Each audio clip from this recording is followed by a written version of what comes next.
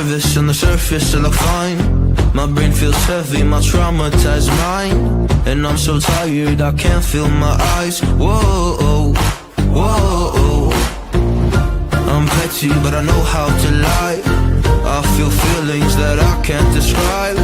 I'm not breathing, but I'm still alive. Whoa, whoa. Shout out to Neoliberal Tears for this. Shout out to Twitter/X user Neoliberal Tears for resurfacing this clip. Neoliberal Tears commented at the top of the show, "What happened to my music?" One of my favorite commenters.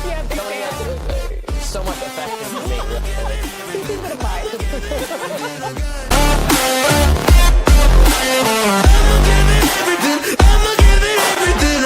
Prepare for a holiday season of Neoliberal Tears. Hey, hello. Welcome to Nightcap with Neoliberal Tears. Happy Sunday. Hope you're doing well. Ryan Grimm, how was your weekend? False. It's just false, false. No, it's not false. God, just right off the bat, just nasty, rude, unprofessional, unethical.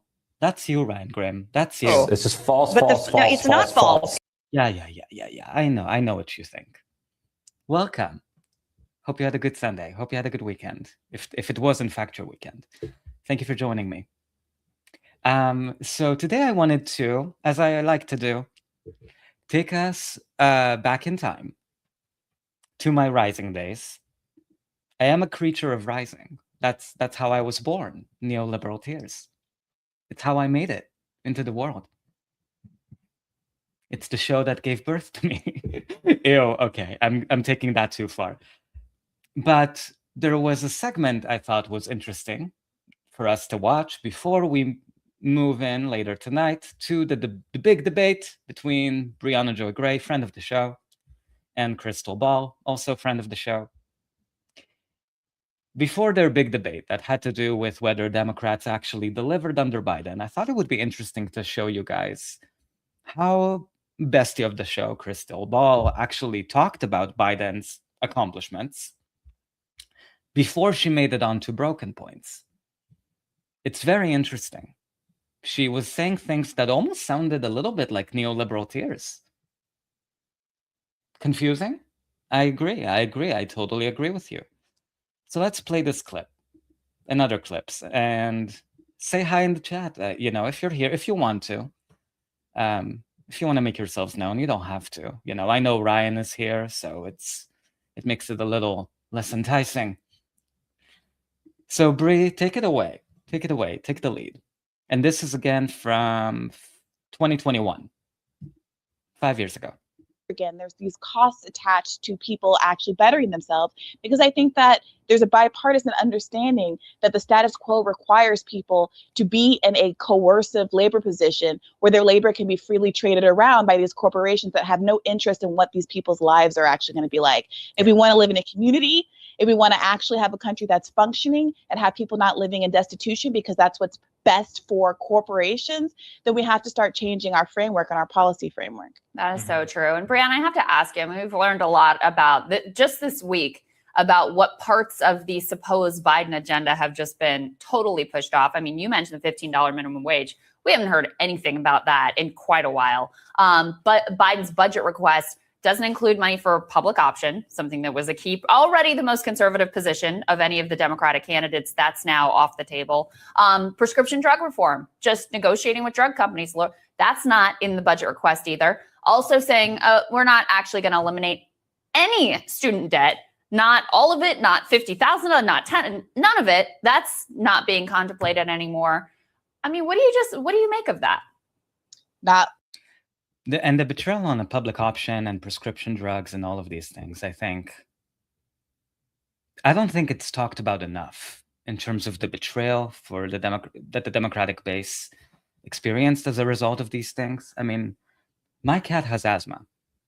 Do you know how expensive an asthma inhaler is just for 60 doses? It's $180. I pay it because I would give my life up for my cat. He's my everything. But asthma medication, imagine if you had a family member, children, parents, elderly relatives Democrats did nothing to make the cost of that a little bit better. They were too focused on passing fucking Cobra subsidies. I really think people in Congress should be forced to not have health care, just as punishment for the fact they're forcing the rest of us to deal with that kind of a feudalist, nightmarish reality of not being able to afford medication. But look, Crystal here called out the Biden administration for refusing to pass even the conservative. I thought that's a great way to put it. The most conservative out of the primary candidates, public option. Refusing to pass the $15 minimum wage, pretending like the parliamentarian just snatched it out of their hands. She admits it.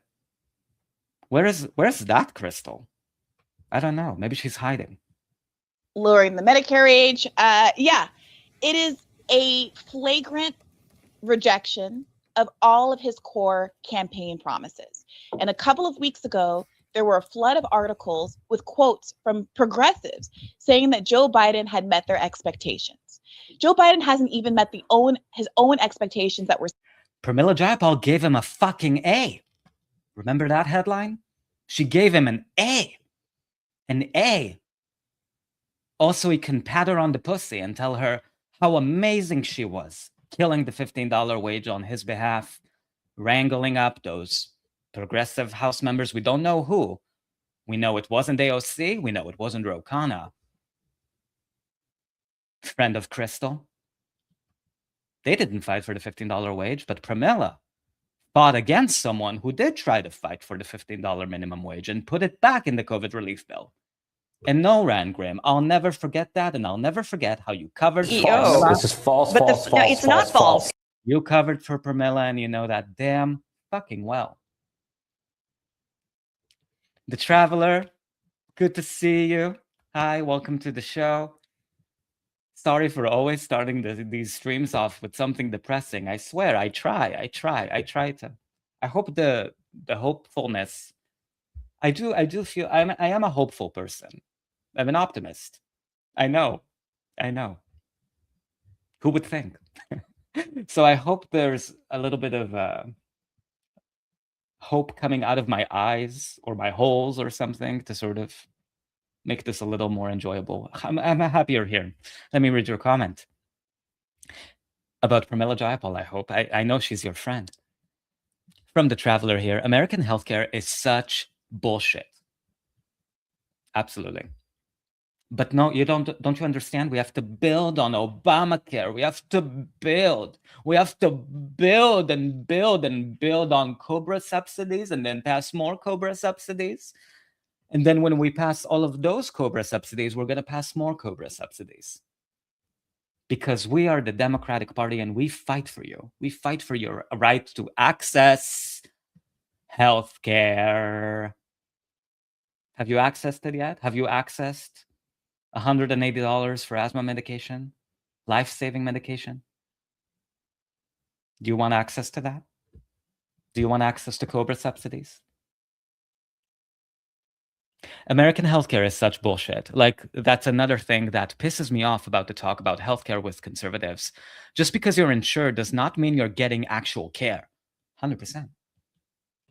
100%. A couple of years ago, I worked at a gas station that's close-ish to where I live. And if you had, and you know, one of the requirements to be able to pay into the healthcare plan that they had was that you had to be given 40 hours a week or more. That's how corporations get away with not providing healthcare to their employees. They give them right under 40 hours, so they give them 30. They give them 29. That's how they can sort of deny them healthcare. Anyway, I managed to get to a point where I did work 40 hours a week, and that was a big thing. You know, oh my God, I'm qualified for healthcare now. And my My manager told me that that healthcare plan is actually, well, it's bullshit. That when she went to the hospital to sort of try, like, because you can add dependents to the healthcare plan. So her son, I think he broke his arm or something. And when she took him to the hospital and she showed them her healthcare plan card, they said, oh, no, we don't take that. Sorry. We don't take that? That's her health insurance. What do you mean we don't take that? And mind you, we only have one hospital. We don't take that. We don't take that insurance company. Sorry. Do you want to pay out of pocket, or should we turn you away and your son who broke his arm? So you're completely right when you say that health insurance plans, just because you're forced to buy into health insurance, or companies are theoretically forced to give you healthcare coverage, doesn't mean it's good coverage. It's bullshit. It's bullshit. It's bullshit. It's bullshit. And this is what Pramila Jayapal wants to use taxpayer money to pay COBRA subsidies for. Bullshit healthcare plan that doesn't even cover. Bullshit healthcare employer provided healthcare plans that mean absolutely nothing. But we can't have it a public option because you have to take the win and pocket your gains for more. As Ryan Grimm's friend Alex Lawson tried to tell me to my fucking face.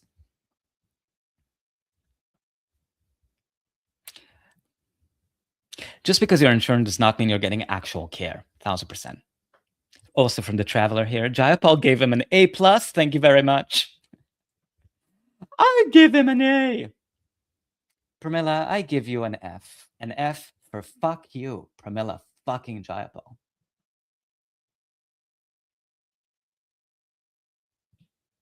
I almost said something crazy. I'm getting better at, like, holding back a little bit, just a little bit. I mean, I do want to come off as, like, the most authentic version of myself as possible. It's part of why I'm doing these things, whatever this is. But I really almost said something crazy. You can probably guess what I was going to say. Don't put it in the chat. From the Traveler, now we can't give you 40 hours a week, but here's 35 to 39.9 hours a week. No, they literally do that. They literally fucking do that. And they keep employees on permanently on 35 hours, like right below the number where they would have to actually give them access to the healthcare plan. Because even though you pay that for the healthcare plan, don't think that they're paying for it. No. It's like, it's one of those things where the employee pays half of it, and then the employer, whatever bullshit corporation, they pay half into the healthcare plan. So together, the biggest moneymaker out of all of this is health insurance companies. They love that system. They love it. You pay for it, that your employer pays for it. So it's like they get double fisted.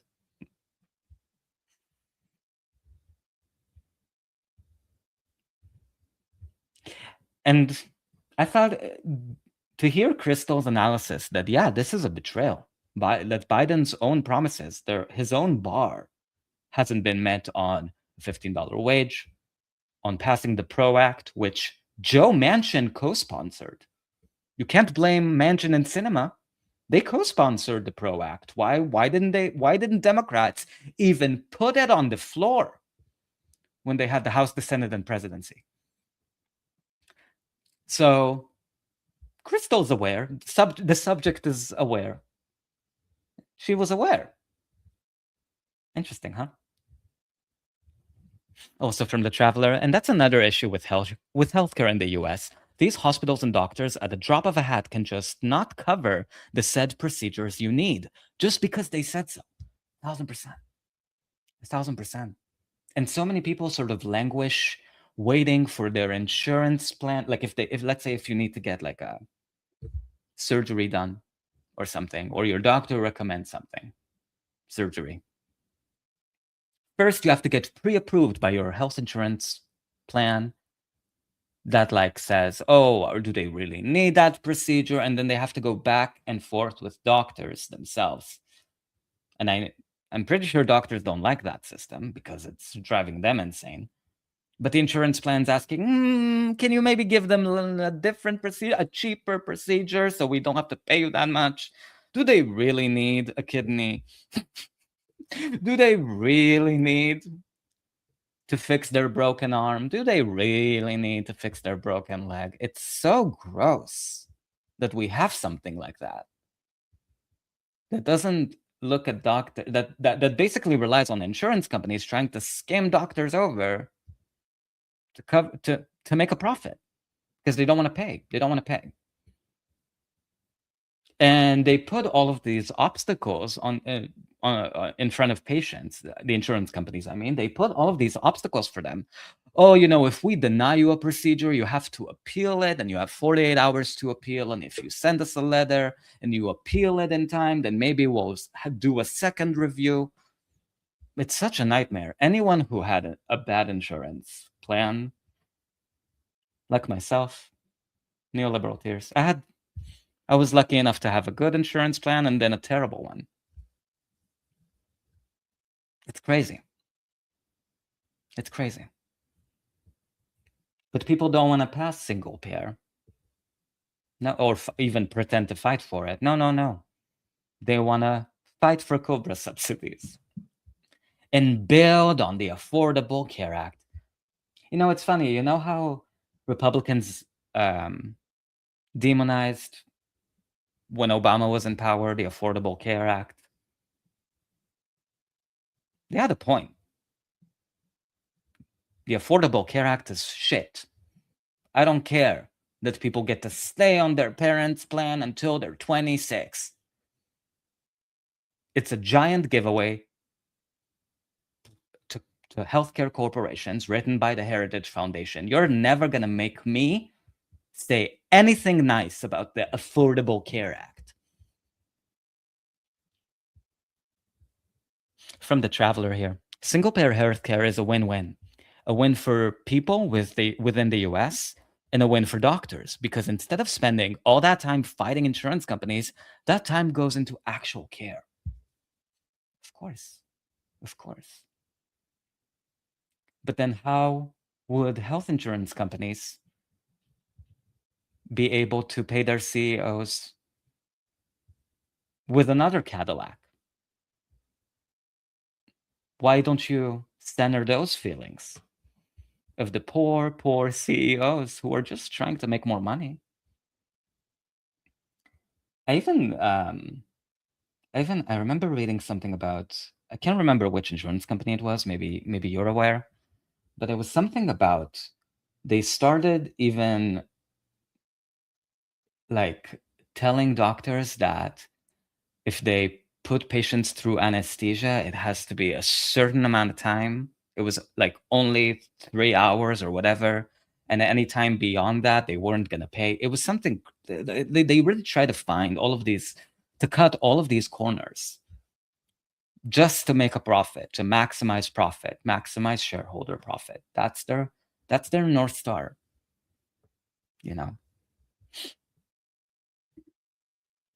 So back to Rising. Set by his own campaign. There are political ads that are still up on his website where he's promising that the reason that we can't have Medicare for all, I understand, I'm a compassionate guy, I understand why it's appealing to people, but we can't start over from scratch. We have to reform Obamacare. We need a public option. And all of those promises were used to cleave Americans from the policies they really wanted, things that could really demonstrably change their lives, and settle on Joe Biden because he might not be the best, but he can beat Trump. And now he has flagrantly denied even those minimalist, incrementalist policies, and he hopes to have any chance at keeping Congress in 2022. He's setting himself up for failure. And the most cynical read of that would be to say he's doing so that he no longer has to pretend that it's a parliamentarian or Kyrsten Sinema that's keeping him from doing any number of things, including by executive order, including passing parts of the George Floyd Act, I should add, since we're one day out from the anniversary of his murder. There are many things he could do by executive order, and he's choosing not to do them because he is motivated by different interests than the people that actually elected him. Yeah. Making it plain as always. Thank you, Brianna. Great to see you. Thank you. Thank you both. Mm-hmm. Next up on Rising, friend of the show, Jeff Stein. He's going to join us to talk about Biden's tax plan pushback from Democrats when Rising returns. Hmm.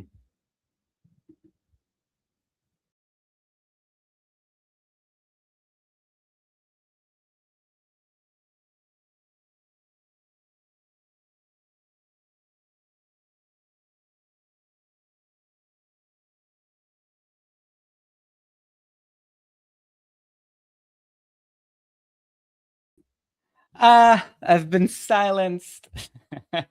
Hey, I'm back. I'm back. Don't worry.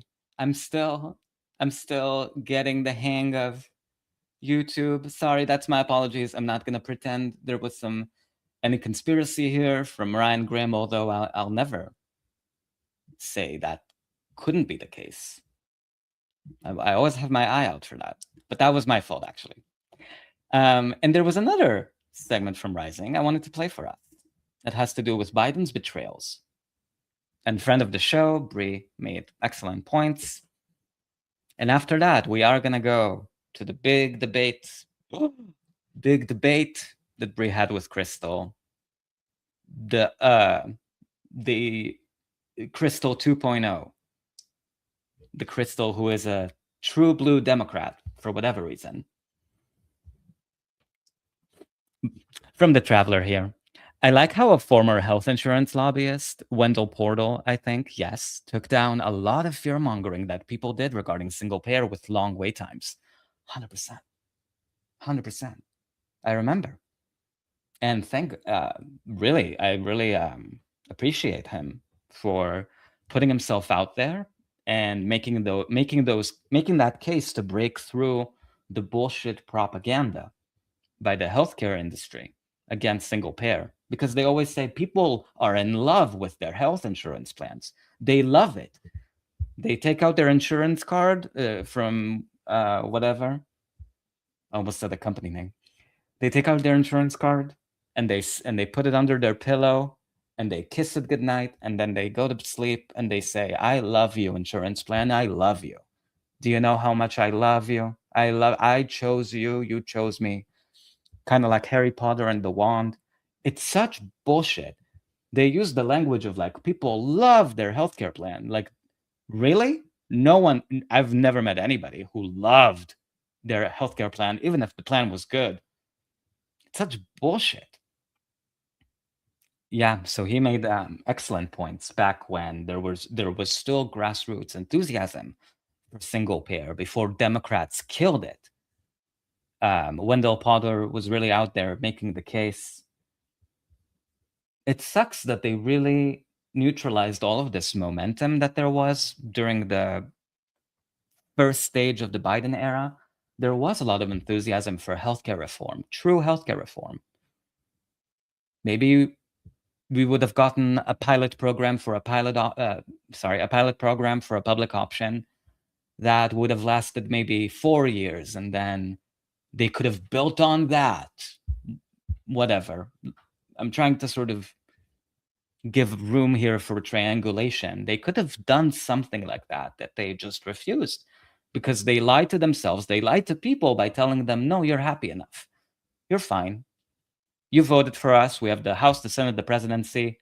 Actually, we can't do anything other than COBRA subsidies, and also you're fine. And if you ask us for a floor vote on Medicare for all to sort of shake the Democratic Party and make them at least reconsider just passing fucking COBRA subsidies and put people on record, you want to end our movement. Pramila fucking Jayapal. I hope she's rotting somewhere. From the Traveler here. And going to the George Floyd Policing Act, it was a police giveaway and didn't get rid of qualified immunity. And they couldn't even pass it, or didn't try to. But that's interesting. I didn't realize it was written as a police giveaway. I didn't even realize they didn't get rid of qualified immunity. What the fuck? What the fuck are they doing? I mean, we know what they're doing. They're keeping their donors happy and content.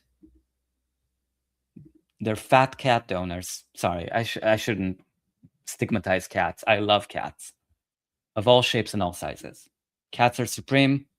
I retract my statement. And what do you make of it? Because it does seem like there's a very strange disconnect between the platform he campaigned on and then the things that he's actually offering. The other piece that I would hold up here as an example is on healthcare. You know, there was a huge debate in the Democratic primary about, are we going to do Medicare for all, or are we going to do a public option? Biden ends up, he gets very forcefully advocating for a public option. But that's nowhere to be seen in any of these plans. It's just kind of like completely fallen off the table. You brought up the example of $15 minimum wage, of course. This is a great example on college. Putting aside all of the promises that were made in the unity task forces or whatever those things were called with the Sanders campaign, that all just seems to have been disappeared. And the actual priorities of the Biden administration have been a complete surprise. Yeah. Crystal 1.0 was crazy in a good way. This is the kind of crazy that I was born out of. I mean, hello somebody. Also, I love that she said the thing that came out of those unity task forces or whatever they were called. Thank you. This is how real people feel about those unity fucking task forces. That Pramila fucking Jayapal celebrated and said they were so much progress. And also, did you hear we got Medicare for all hearings? This is Crystal analyzing the situation in a way that viewers deserve, which is showing the betrayal between what politicians promised they would do and said they would do to their own base, and where reality actually dumped us. Good points, Bestie. Thank you for making them. I appreciate you. Hey, Fascism Watch. Welcome to the show. Good to see you. Good to see you. Hope you had a good weekend. Ryan Grimm is here too. He's wishing you a very happy weekend. Hoping it went very well for you, your family. There's nothing Ryan loves more than, being on our side. False. This is false, But false, no, false, it's not false. You heard the man. You heard the man. You heard the ball of toupee. Systematically, if you wanted to be a cynic, you can note that systematically, everything that's long-term and systemic in his policy, his primary proposals, has been very neatly removed from any of these plans that have come down the pike now that he's president of the United States. So what we're getting is COVID relief, policies related to vaccine distribution, short-term economic relief that expires at the end of the year, a postponement of student debt payments, and then Joe Biden saying things like, I don't know if I have the ability as president to permanently suspend student loan payments, even though it takes the identical authority to suspend those payments as to stop them and cancel that student loan debt. And I think Bree made this point at another time, but it was actually Biden and Democrats that restarted student payments.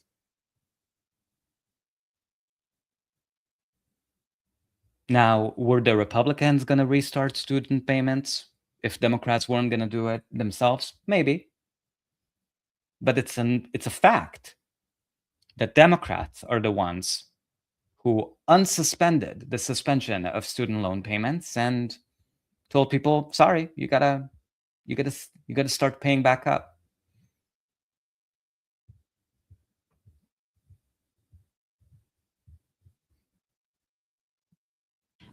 Completely. So what's really going on here is a bait and switch, and he is depending on the goodwill of Americans who see him as a good guy, Barack Obama's vice president, someone who means well, to obscure the fact that there is a lot more that he could be doing, even if what he's doing now could be characterized as historic, because we are in a historic moment that demands historic interventions. he is using that as an excuse to not do everything that he could do, and it's basically akin to telling a starving man in the desert, "I'll get you some food next Friday," without any explanation as to why he's not satiating the man right now. And Brianna, what would you say to, people are like, well, it is early. I mean, people say it is 107 days. It does seem like that. It just explain the reality of the way that legislative process actually works in DC and politics generally. First of all, again, the things that have to do with executive order, it doesn't matter how early it is. Why would you postpone needed help that you could provide almost instantaneously without leaning on Joe Manchin or Kyrsten Sinema, without having the parliamentarian as an excuse, without needing to have 10 Republicans to get on board to get around a filibuster? You could just do it. So what on earth does the time in your administration have to do with anything? If these are much needed policies, go ahead and pass them, and then accrue that goodwill and have some confidence that you actually aren't going to lose the House or Senate in the midterms, and that you might have more time to actually legislate in a more fulsome way, and actually have a record of achievement that you can use as a bully pulpit to stand on while you try to pressure the recalcitrant members of your own party and folks across the aisle. And the other reality is that, again, he is in all likelihood not going to have these opportunities going forward.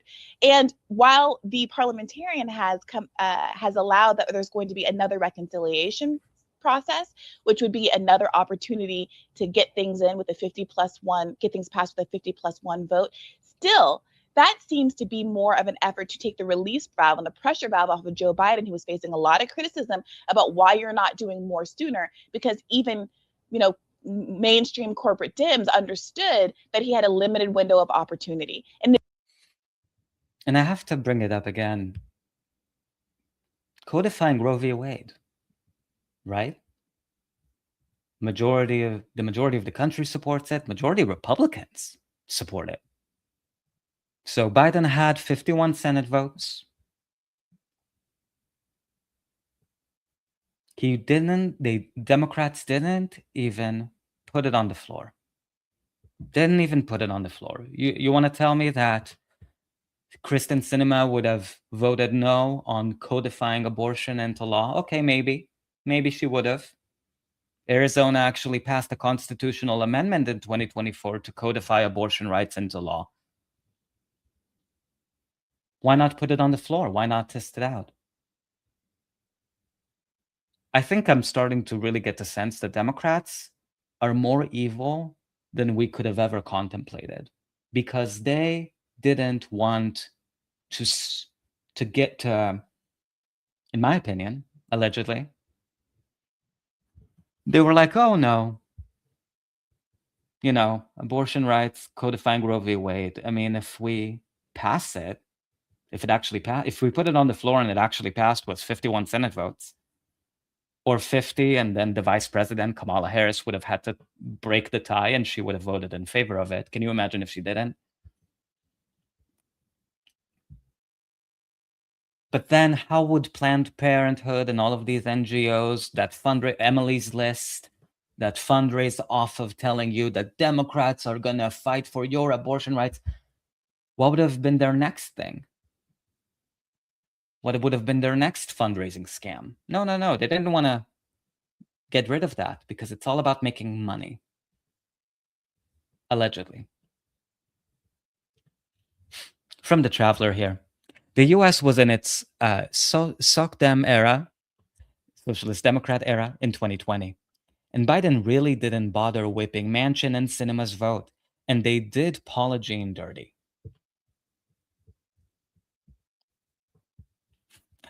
Also from The Traveler, like with Manchin, he could have pushed Schumer to kick Manchin off his committee spots.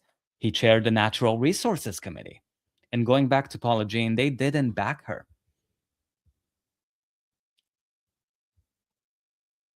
They like having a designated role-playing cast. They like casting their villains, telling them, hey, listen, we need some excuses about why we can't do the things we promised because they go against our donors, our corporations. So listen, Joe Manchin, even though you sponsored the PRO Act, co-sponsored the PRO Act, We need you to be the villain. You're in a red state. Nobody likes you in that red state. We need you to play villain. And it's funny because Joe Manchin was so fucking unpopular that he actually ended his Senate race early in terms of he didn't run for re-election. He knew he was going to lose to Jim Justice. Every poll was showing that. So Joe Manchin was so fucking unpopular in his own state because he's corrupt as shit. But Democrats love corrupt shit people. They're their friends. They're all friends. So yeah, there's tons they could have done to actually force Joe Manchin's hand. Fuck it. Put the PRO Act on the floor. Joe Manchin co-sponsored it. You were telling me that Joe Manchin is actually fake pretending to support the PRO Act and he would have actually voted against that bill? Put it on the floor. Embarrass him. They don't want to embarrass him. No. They're friends. And he's playing a role. He's playing a role that the Democratic Party asked him to play. Just like Joe Lieberman, when Obama had a supermajority and didn't codify Roe v. Wade. From Fascism Watch, yes, they paved the way to actual horrors. Very interesting, The Traveler. I agree. You all have beautiful comments to make, including you, Crystal. I'm so happy to see you again. This is the Crystal I knew and loved. Crystal 1.0. Crystal 1.0 was so cool.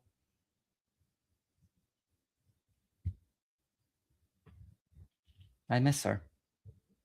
I hope she's in there somewhere. Maybe Crystal 2.0 locked her in a basement. And she's like, you're never getting out.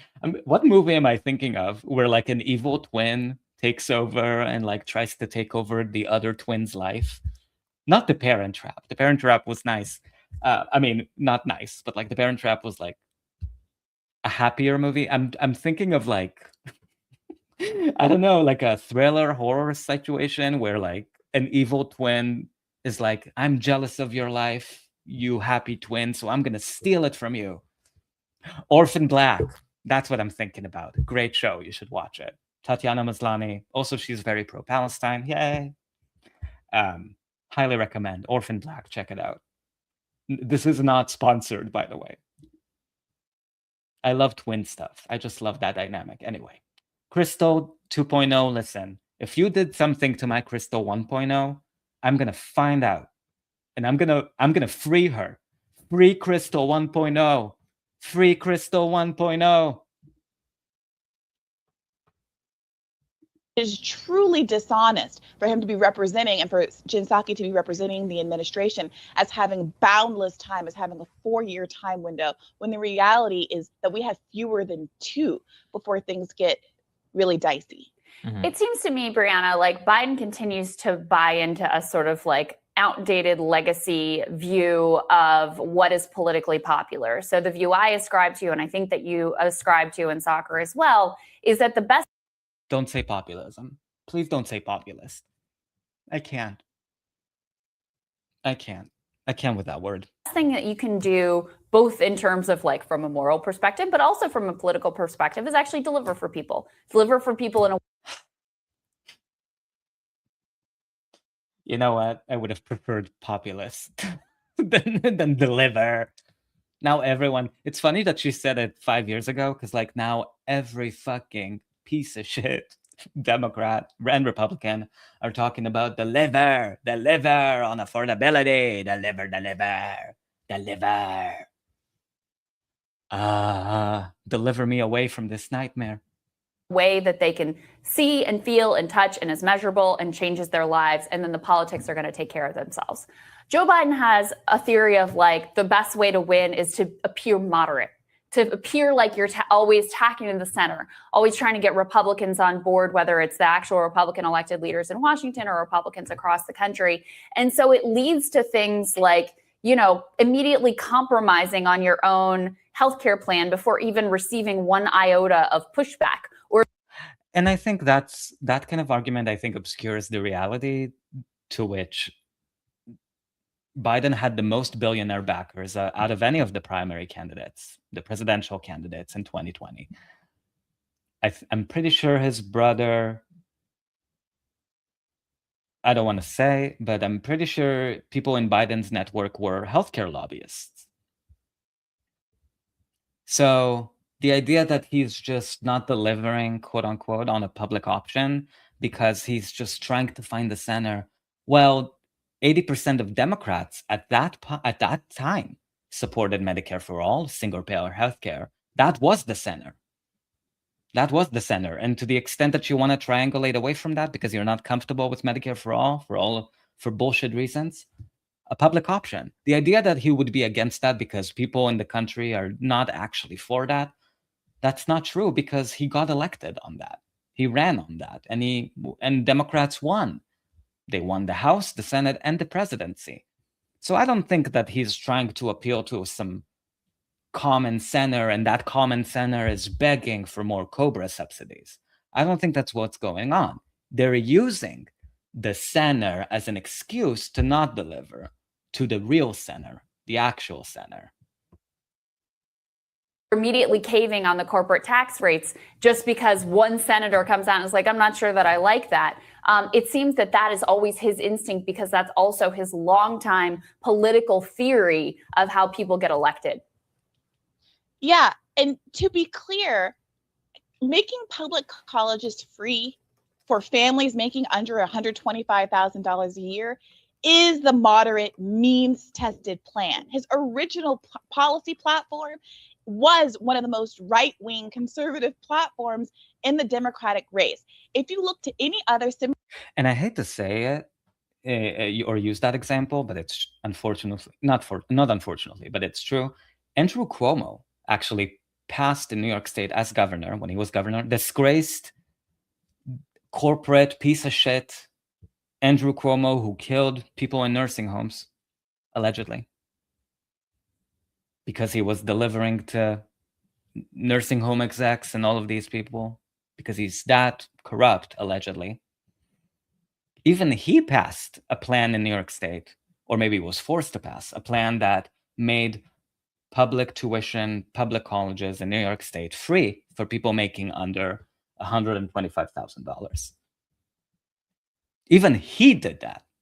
So the idea that Biden couldn't do that because people aren't actually for that, or, it's not the center doesn't support it, it's bullshit. It's bullshit.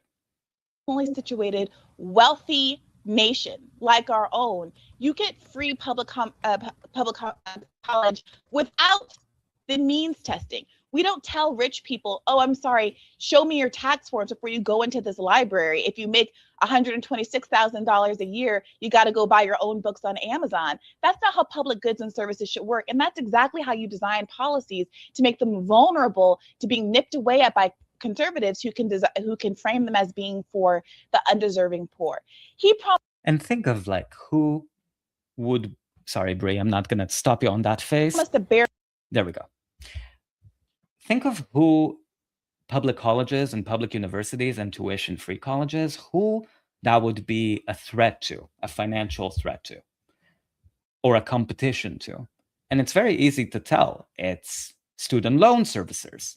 How would they make their fucking money if tuition was free for most people, or for people making under or for households making under $125,000? So they don't want that to be the case.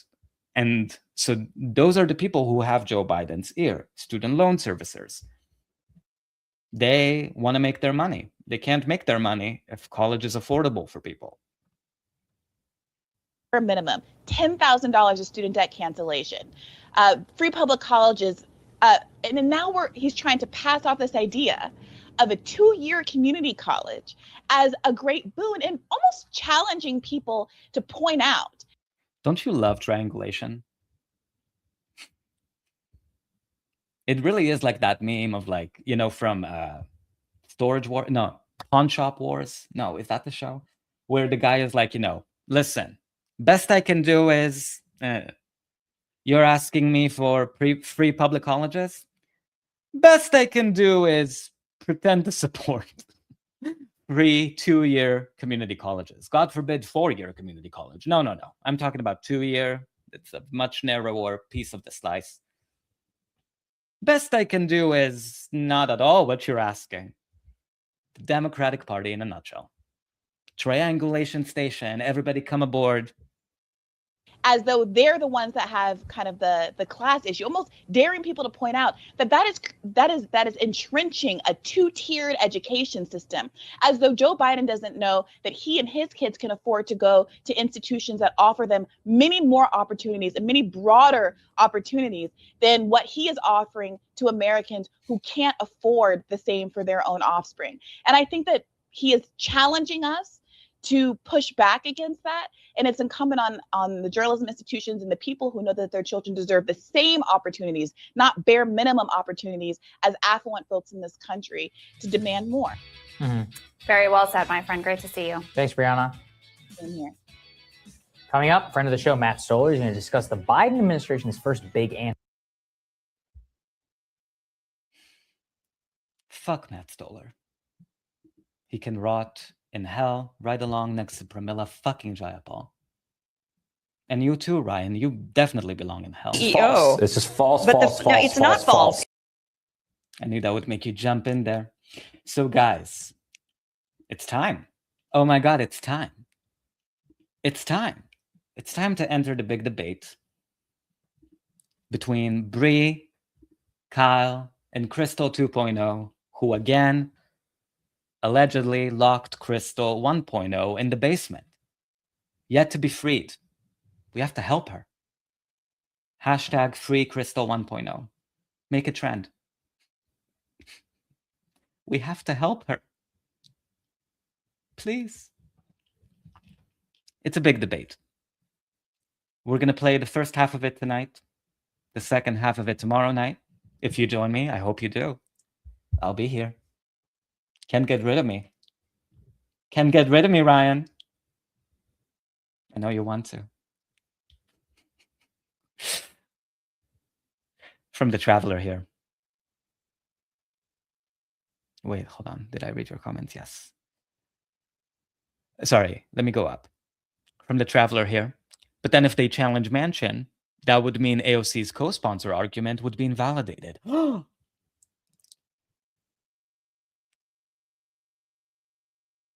But co-sponsors, they're the Bible. You already have co-sponsors are true blue supporters. They said so. They co-sponsored while taking health insurance company money. They co-sponsored, but they co-sponsored. That's why we're never, ever going to put the PRO Act or Medicare for All as bills on the floor. Because all we need is the co-sponsor list. The co-sponsor list is good enough. You should print out the list of Medicare for All co-sponsors and take it to the hospital when they tell you that they don't accept your insurance plan. Show them the list of co-sponsors. But look, we have 118 co-sponsors. And did you know that Pramila Jayapal fought for hearings? Did you know we had Medicare for All hearings?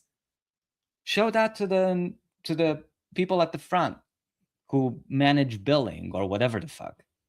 Show them the list. Print out the list of co-sponsors and show them the list. They'll take it.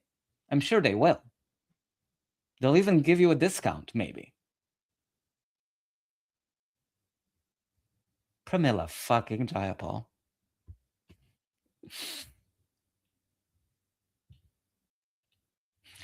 From the Traveler here. Seeing them means test was wild when it came to everything.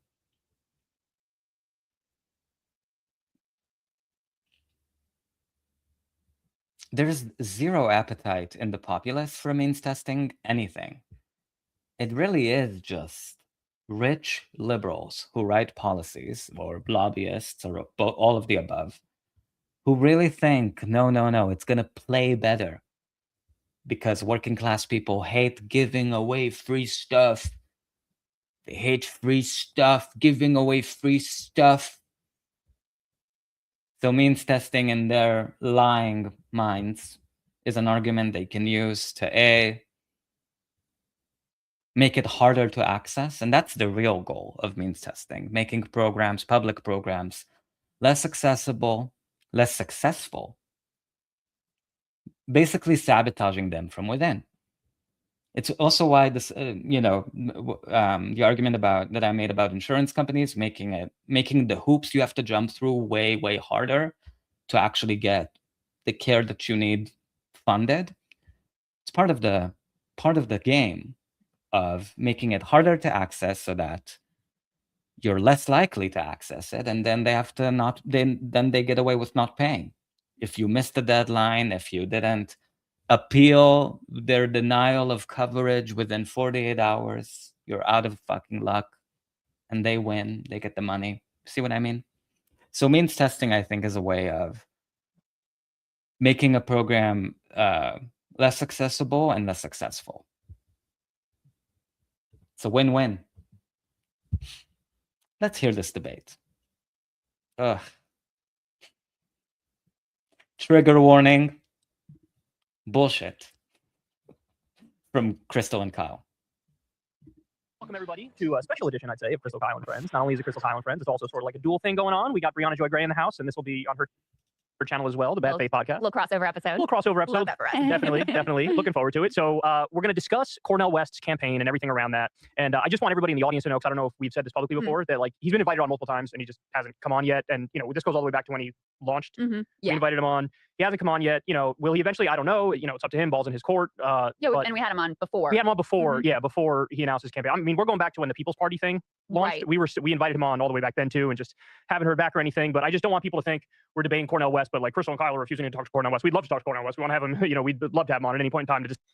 So, at the time, I guess if you weren't conscious, politically awakened, whatever. Or just to refresh your memory, Cornel West announced before the genocide, before this debate took place before the genocide, if you can imagine a world before then. And he announced an independent candidate, an independent run for the presidency. And there was a lot of excitement around that, about having an alternative that wasn't part of the Democratic Party to the duopoly, and having his background as a gifted speaker, author, lecturer, brilliant mind, such a great history of commitment to all of the issues we care about, racial justice, LGBTQ justice, Palestinian freedom.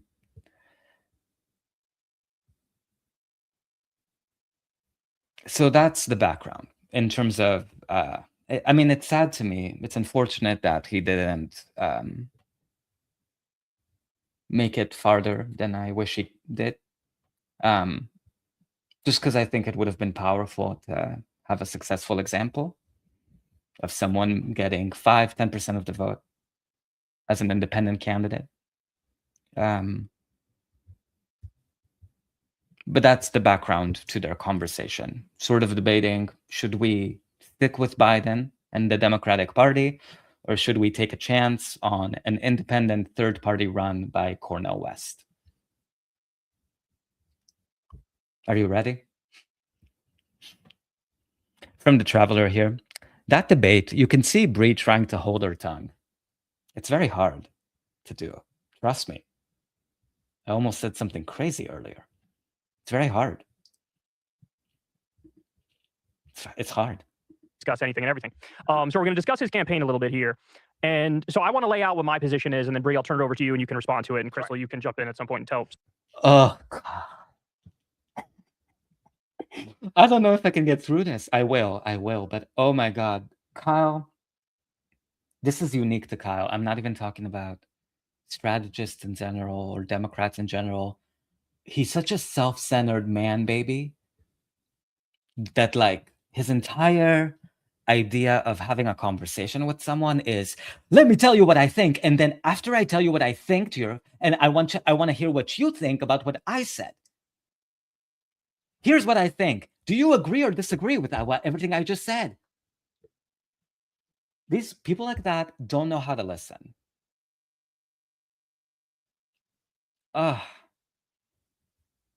I'm gonna get through this. Look at me slowly, making my fingers way to the play button. I don't want to press it. I don't want to press it. Not yet. I'm looking to see if you guys made any comments. Why haven't you? I have to play it. Say what your We'll position go is. through all the things. We'll go through all the things. So here's my, first of all, in the Democratic primary, because I'm a registered Democrat in New York, I will be voting for Marianne Williamson. Very happy and proud to say that. I'm the chief. Are you happy now? Are you happy to say that now? You shouldn't be. Marianne Williamson bro out there. I'm leading the charge. Now, in New York, I'm in a safe state. So would I vote for Cole? What do you mean leading the charge? You're the only one. You're literally the only one.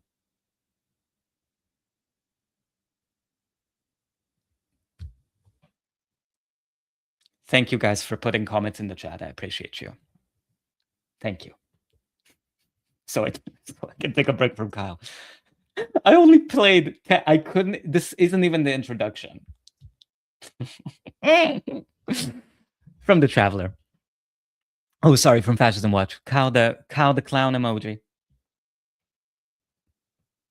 From the Traveler. Imagine if Crystal and Kyle had Shama to make it a 2 versus 2. Oh my god, like a double date, but like a debate double date. Yo. That would have been fun. I actually would have, can we, just a slight adjustment. Can we add Shama, but then can we also take Kyle away from the debate? I'm sorry. He never makes a point. He never makes a point that's not like berating you or in your face trying to tell you, you're wrong. You're wrong. What do you think about what I just said? You're wrong. Like, I hate man babies. I hate man babies. He's a man baby. He's a tall ass toddler.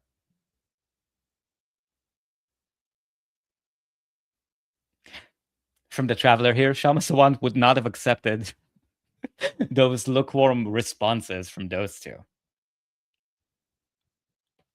I agree, though. I agree. She would have shut Kyle up. Fine, Kyle, you can stay.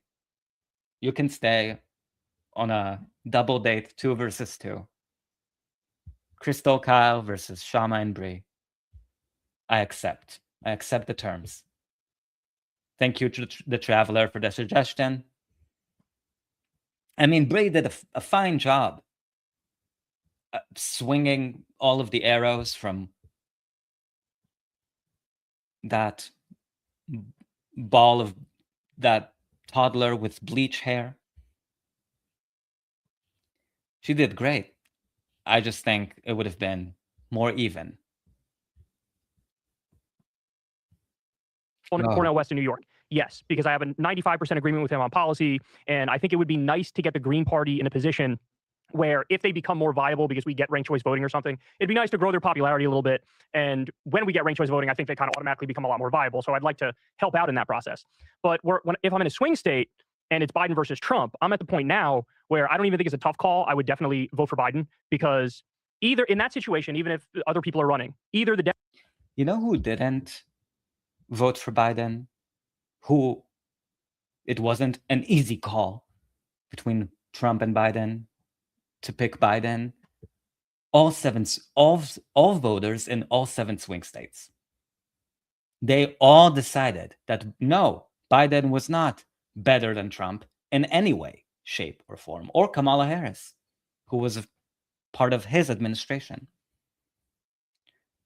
I'm only saying that to tell you or to prove to you that people like Kyle, man babies like Kyle, are extremely out of touch with regular working class people. Extremely out of touch. I'm not making a financial argument, like, you know, it's not because he makes more money than most people. Like, that's not what I'm saying, although that could be part of it. I'm saying that he's so self-centered that he doesn't actually understand what voters in swing states think and feel and want. But he presents himself as someone who speaks to the regular working man, regular working person, swing state voter person. No. This is a blue ass man, toddler liberal who's extremely out of touch. And honestly, to the extent that Kyle ever cared about Medicare for All, I think it's because he's so selfish and it impacted him and his dad personally. And that's why he cared about it. I think if he's someone who wasn't touched with a personal experience with the healthcare industry, he doesn't have enough empathy in his bones to be able to see other people's experiences and empathize and say, oh, we need Medicare for All because of this and this and this. It had to affect him directly for him to support it to begin with. And that's why. Like, I really think he's that self-centered. I do. Sue me. Democrat or the Republican is going to win. And in my estimation, Biden has definitely passed what I would describe as my bare minimum purity test. And I think if it's him or Trump, or even him or He passed my bare minimum purity. What are you talking about? Did Biden pass a public option? Did he pass the $15 minimum wage? What did Biden pass that was your minimum test? $1,400? One single payment? That was actually $600 less than what Biden really promised? What was his personal purity? I'm curious. DeSantis or anybody, he just blows them out of the water. And so I think I'd happily vote for Biden in that instance. Your response? So I similarly was voting. Here's what I think. What's your response to everything that I think? God. Sorry, guys. I'll tone it down. I hate man babies. From the Traveler here. Kyle became a Biden bro after leaving Afghanistan. Yeah, I mean, that was a good thing to end the war in Afghanistan, but Biden ended the war in Afghanistan only to start a war in Ukraine. Biden started the war in Ukraine and a few months after this, the genocide in Palestine. So, you know,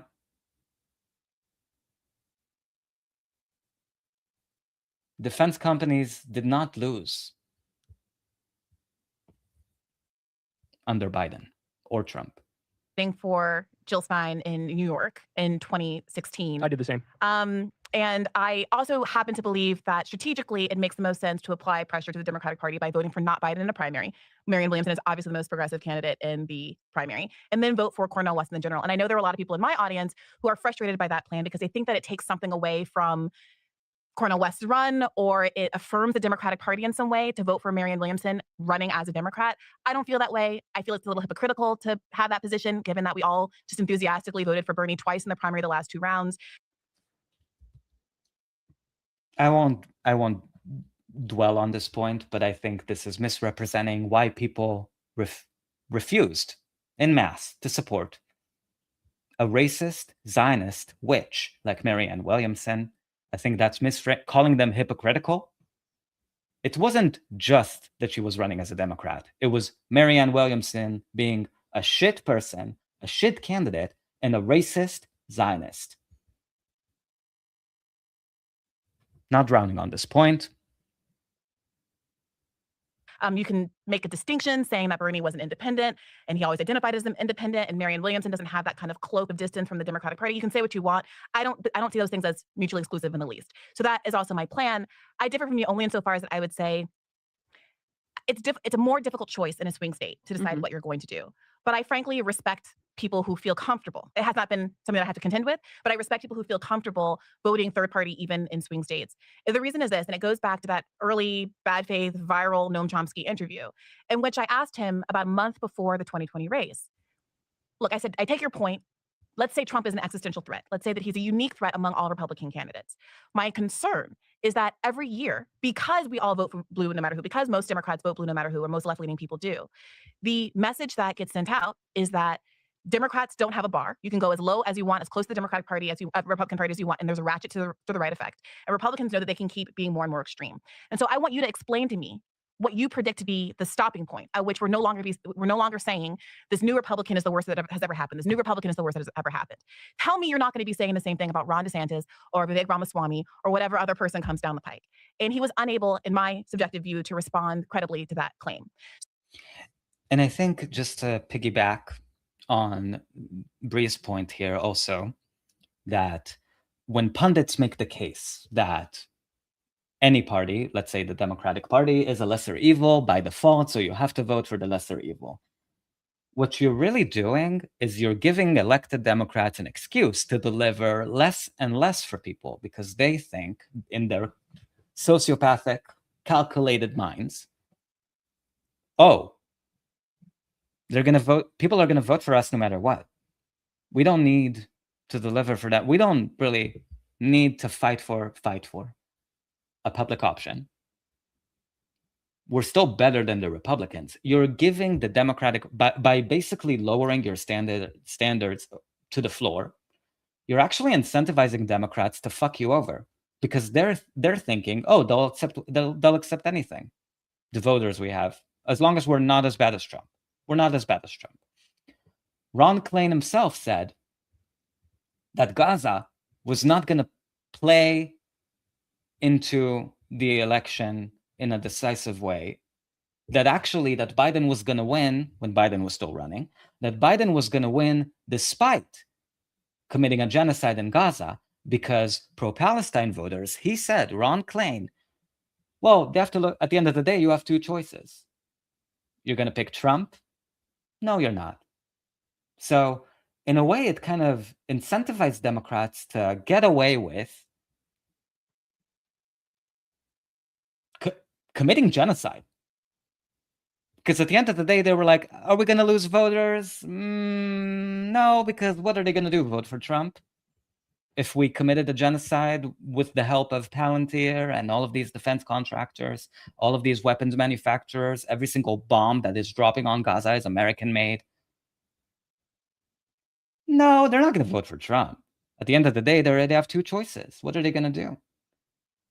You're incentivizing an insanely abusive dynamic by literally by moving the goalpost even lower and lower and lower underground, and pretending to yourself and to your audiences that the Democratic Party is in any way better. You're letting them get away with literal murder.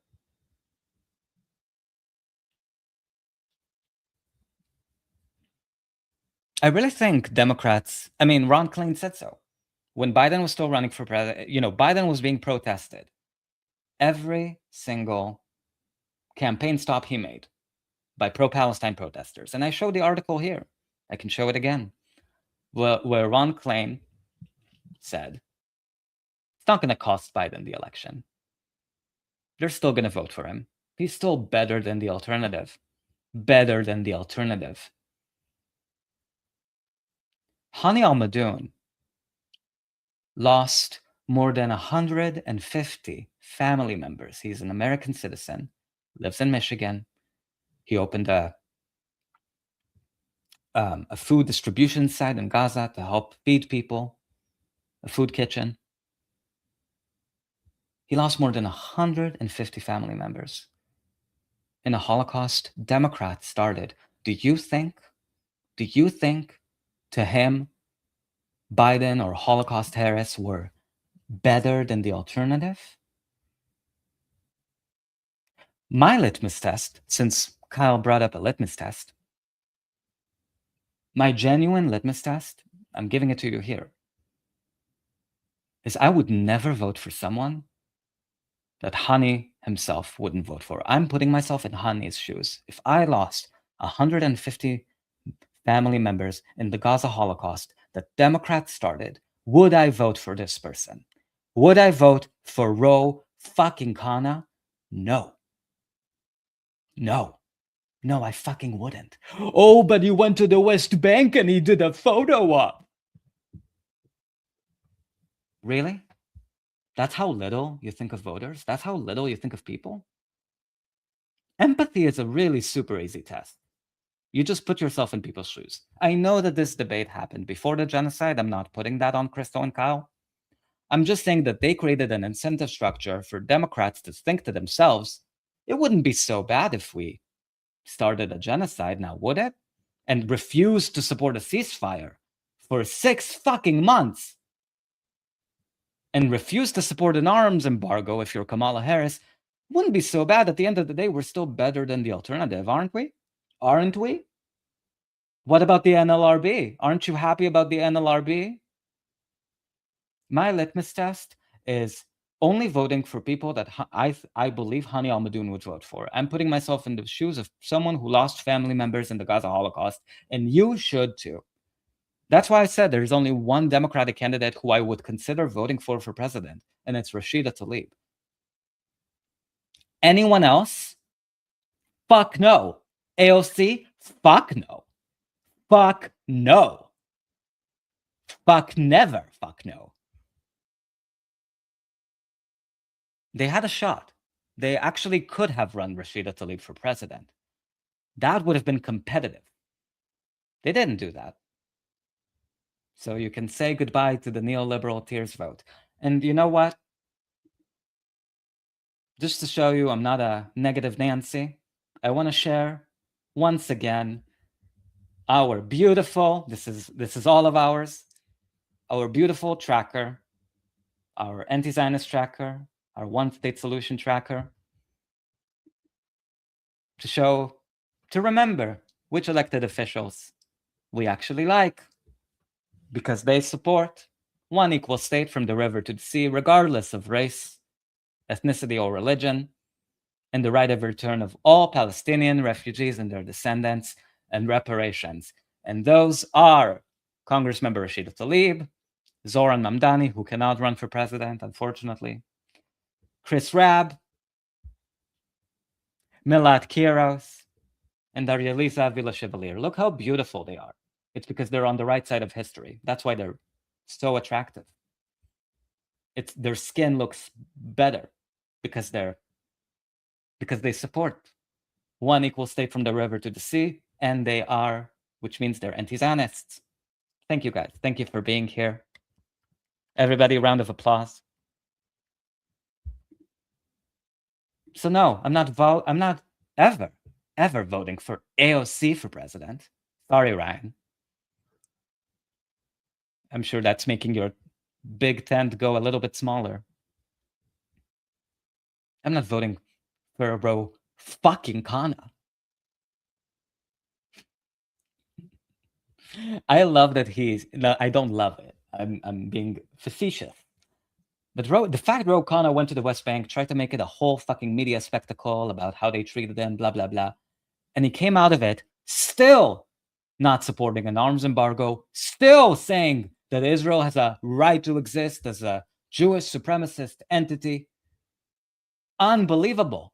Like, he's that out of touch with the pro-Palestine movement. He was like, no, but didn't you see my photo op? I still don't support an arms embargo, whatever. But I co-sponsored the Block the Bombs Act.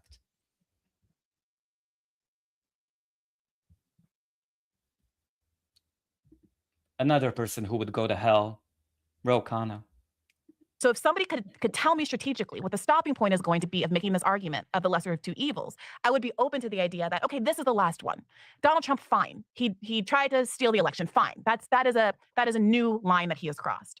But absent an acknowledgement that we are creating our own destiny by lowering the bar in these ways, I'm not comfortable coming out and criticizing anybody who no longer wants to be complicit in that kind of a system that's enabled the Democratic Party to not have a primary, treat Marianne Williamson as badly as they've treated her, treat Bernie Sanders as badly as they treated him, and openly come out and say they don't have to hold a free, fair election. The DNC argued that in court. So let me explain a little bit of my position. I think that'll help respond to some of what you said there. And I'm also curious to dig in a little bit more to your analysis of how the Biden administration has actually been in reality. So last election in 2020, I did live in a swing state. I lived in Virginia, still live in Virginia, registered in Virginia. And it did not feel good to vote for Joe Biden, but I decided to vote for Joe Biden, which is something I said publicly at the time. But Imagine being a Palestinian American who voted for Joe Biden in 2020 because you believed that he would be better than Trump, at least, that he wouldn't start any new wars, that he wouldn't start a genocide in Palestine. Imagine that betrayal. Do you think all it takes to overcome that betrayal and vote for a Democrat again is just someone like Ro Khanna paying lip service to a fake Block the Bombs Act that blocks certain offensive weapons, but not other offensive weapons? Democratic Party apparatchiks and strategists, I'm not talking about Crystal and Kyle here, but they think voters deserve so little, or they can overcome so much because Trump worse, Republican worse, Marco Rubio worse, JD Vance worse. That's not how it turned out. For people who really believed Kamala was just going to win over the pro-Palestine movement because she's not as bad as Trump. They really lied to themselves and really believed their own bullshit. And they lost all 7 swing states.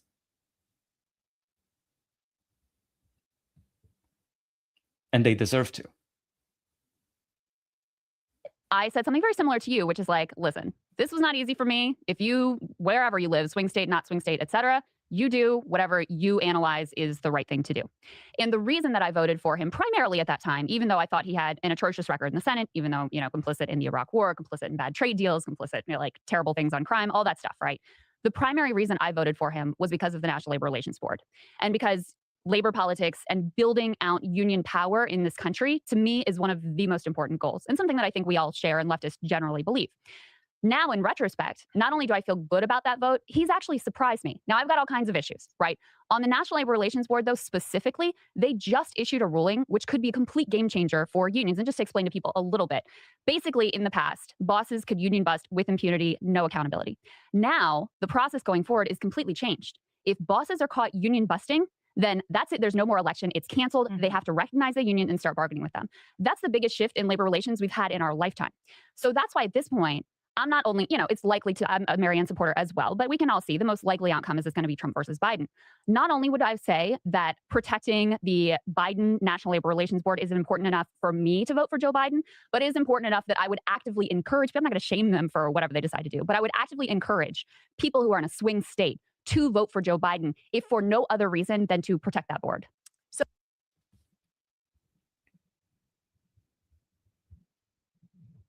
I support unions.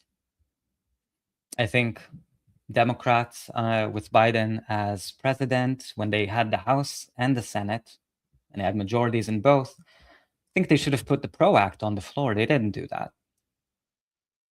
The ruling that she's referring to is unenforceable.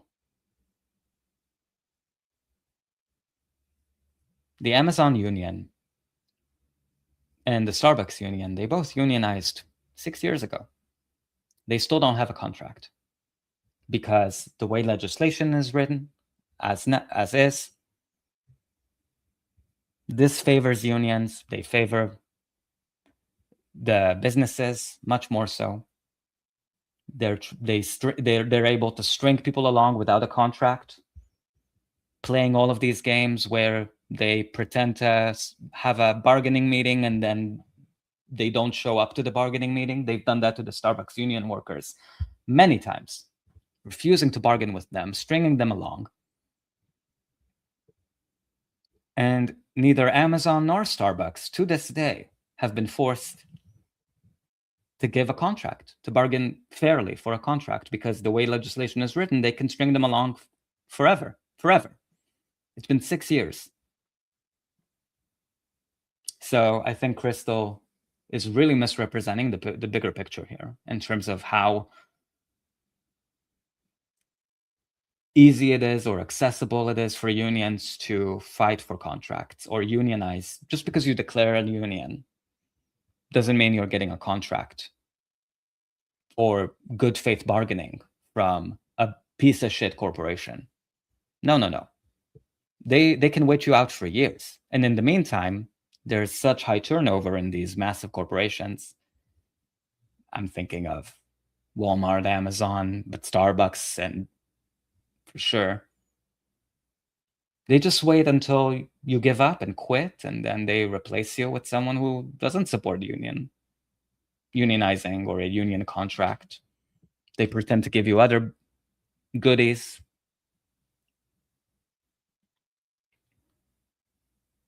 I think it's really deceitful what she's doing here. And again, in the segment we played earlier, Crystal was fully aware of the betrayal of the Biden administration when it came to actual tangible policies, legislative policies, like passing a public option, which Biden refused to do, and the $15 wage, which Democrats specifically refused to fight for, including Pramila fucking Jayapal, a pretend progressive. Crystal had that analysis crystal clear, pun intended, on the rising days in 2021. What changed? Why pretend like the NLRB talking point is such a massive victory over something like a $15 wage or a public option?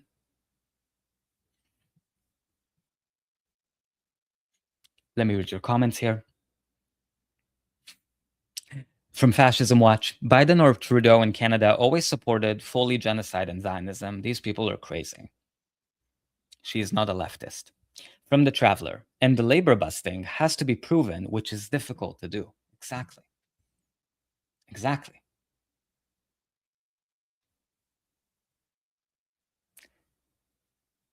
I really don't mean to sound pessimistic in any way. I'm trying to be truthful, which is that corporations have pre-planned their strategy years in advance in terms of how to sabotage union efforts. I'm not even talking about right to work laws, which are literally make it so much harder for unions to be formed. And they're specifically designed to defund unions. They let employees in existing unions, like teachers' unions, they give them the option to not pay into the union. So the union is defunded and defanged in that sense. But specifically, they created rules and regulations like the one you're saying, The Traveler, about how, like, if you're an employee who's been, like, treated unfairly by your boss or whatever in a union setting, you have to prove the union busting. You have to prove it. You have to provide documentation. You have to prove it, and all of these things are impossible, or near 99% impossible, because those things are done without a written record or under the cloak of bullshit.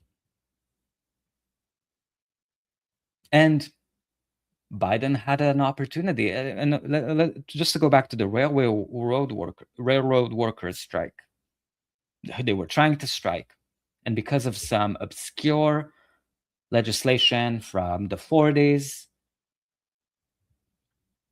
the Biden administration was able to actually tell them, no, the fuck, you're not striking. You're an essential industry, whatever the fuck. Democrats could have repealed that law or tried to repeal that law instead of breaking a strike. They did break a strike. That's what they chose to do. They could have used their majorities to repeal that law. And I'll say it again, they could have put the PRO Act on the floor, which Joe Manchin co-sponsored. Instead, Crystal has to use an obscure, unenforceable ruling by the NLRB to pretend the Biden administration delivered. And that's a real insult to anybody's intelligence. If you're buying this, I don't think you are. Nobody bought this. I think you have to be extremely liberal-pilled or liberal-brained or extremely rich to think this is persuasive in any way. If you work at Amazon, or you want to actually see a union contract for Amazon, for Starbucks workers, and you've had experience in retail, this is not persuasive. But to Crystal and Kyle, look at Kyle's face. Kyle is persuaded. Biden, bro, all the way, huh? So I think that's a perfectly defensible position. And I had this conversation on my podcast in the last episode, and there were people who would characterize that position as, I mean, you've heard the thing, you've been on the internet, being too credulous about Biden, or, being too comfortable in one's own position in life and not needing enough change and being happy with the status quo. People will say things like that. I think actually that if your priority, if you believe the path to meaningful change is going to primarily come through a kind of, I don't say this dismissively, but a kind of labor incrementalism, meaning there are meaningful labor gains that happen, but are not the type of which would radically transform the system the way that some people want to happen in a shorter term.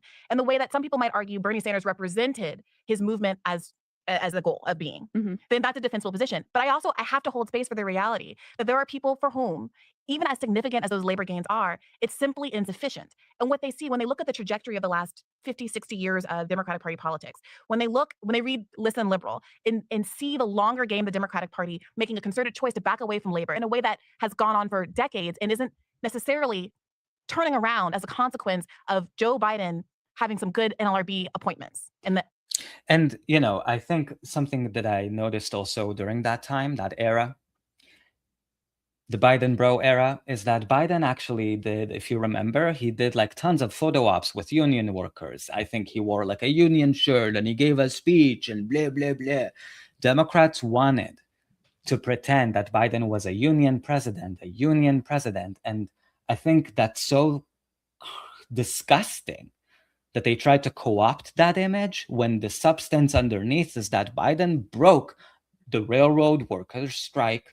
Biden never put the PRO Act on the floor when Democrats still had the House, the Senate, and the presidency. He fucking ran on it. He didn't deliver shit for union workers, but they wanted to give him what Democrats always like to do. They wanted to give the style and the illusion and the pandering of fake media opportunities. They wanted to do that, to pretend he was a union president when the substance underneath was disgusting and anything but. So let me go ahead, actually, you let me respond, and then I want to jump into it. So number one, I don't think that in like massively increasing union density, I actually don't see that as incremental change. I mean, if you look at the chart of the decline in the middle class and the decline of union density, you'd be hard pressed to find a more significant factor. I made these arguments as well. But the other piece is, I feel like those same people who are right about the Democratic Party, they were right about the analysis in Listen Liberal, right about the fact that you had, this free trade bipartisan consensus, and in large part a union busting bipartisan consensus, also don't acknowledge that there actually has been a notable shift in the Biden administration. Now, my big issue with the Biden administration, I mean, there's a million of them, right? On foreign policy, I've got problems. Notable shift? Notable shift? He broke the railroad workers' strike. And you know that he didn't even pass legislation that would give them the sick days they were entitled to and asked for.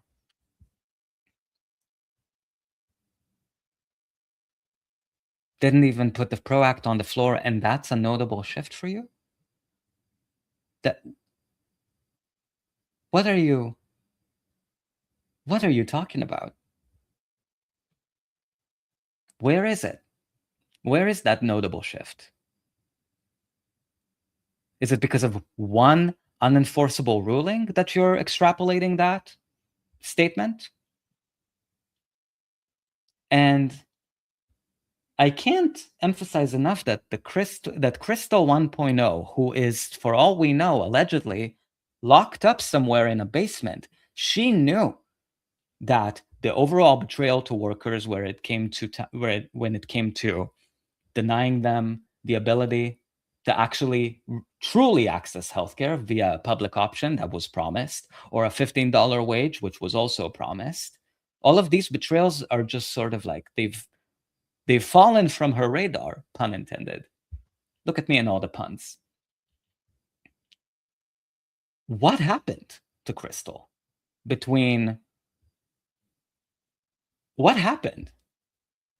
I want to know. I want to know your theories. I have some of my own that I'm not going to share, but like, this shift is obvious to anybody with eyes or ears. Eyes and ears.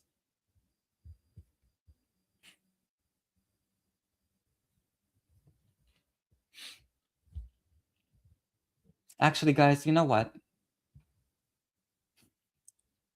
We're gonna play the rest of this tomorrow. If you join me, I really hope you do. Thank you, Fascism Watch. Thank you, The Traveler. Thank you for your insights. Thank you for your company.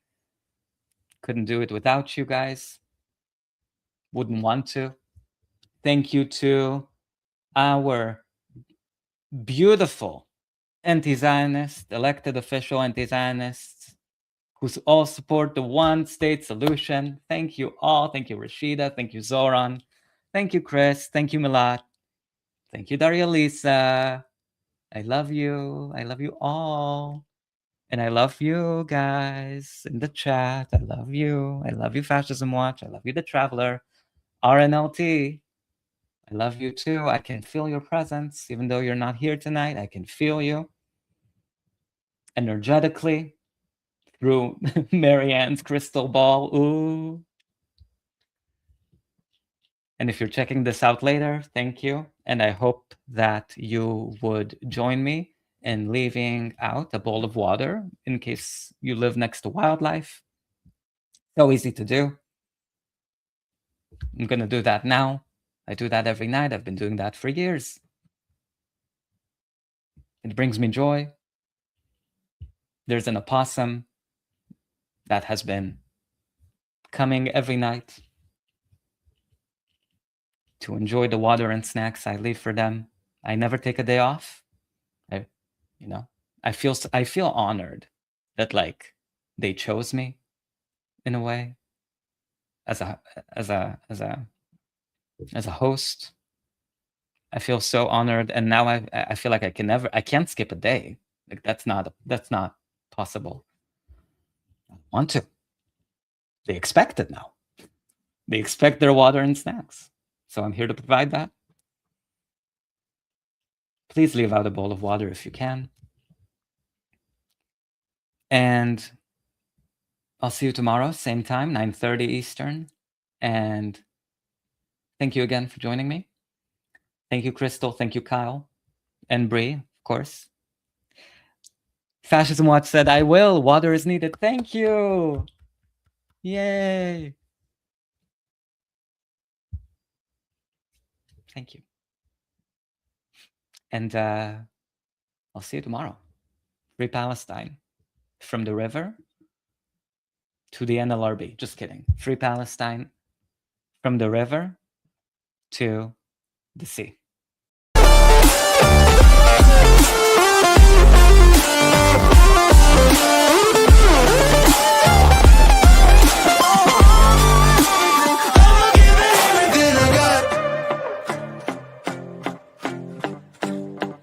I'm